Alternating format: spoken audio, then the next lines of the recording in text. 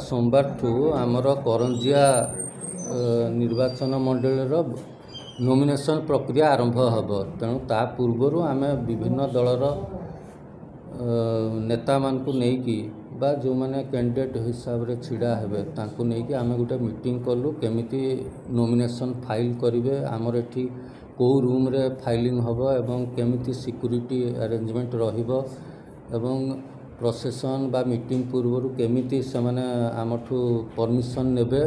ये सबू उपरे आम डिटेल आलोचना कलु एवं तांको अनुरोध कलु जे निर्वाचन जमती शांति श्रृंखला